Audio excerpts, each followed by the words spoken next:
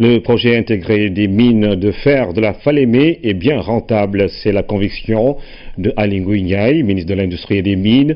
En visite au niveau des installations minières sud-africaines, il a pu se rendre compte des similitudes qui existent entre les plateformes minières sud-africaines et celles sénégalaises. Le projet MIFERSO, selon le ministre des Mines, sera bientôt une réalité puisque le potentiel partenaire a montré ses capacités techniques en attendant la faisabilité bancale. Envoyé spécial en Afrique du Sud, Fanta Badji. Khoumani, c'est l'une des plus importantes mines de fer de l'Afrique du Sud.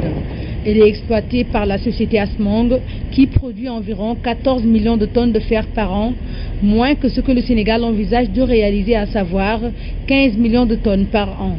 Si on prend le coût de revient ici à Khoumani qui est de 44% pour un prix du minerai de 44-45% pour un prix du minerai de fer qui tourne à 85%, on voit qu'on a une marge brute de 40%, 40-45%.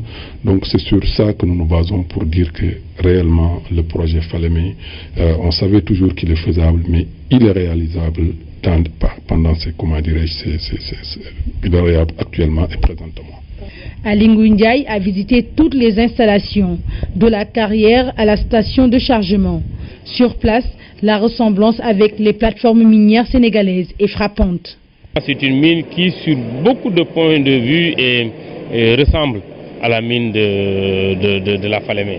C'est une qualité de fer qui est à peu près la même qualité que celle que nous avons chez nous.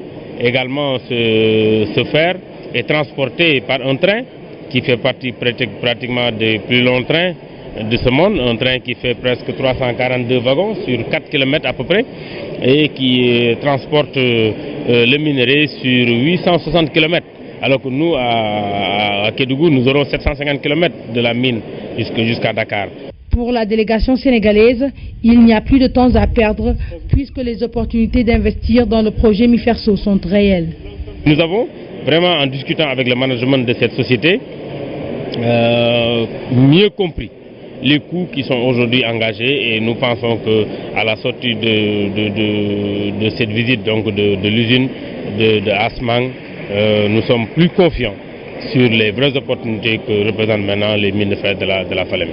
Nous allons foncer sur, parce que n'oubliez pas qu'on a signé un memorandum of standing sur 2 ans, donc foncer plus et à l'issue de ces 2 ans, mettre sur la table le projet, le document de faisabilité bancable, donc l'étude de faisabilité bancable, à l'issue de laquelle on entre directement en développement, construction, réalisation de ce projet.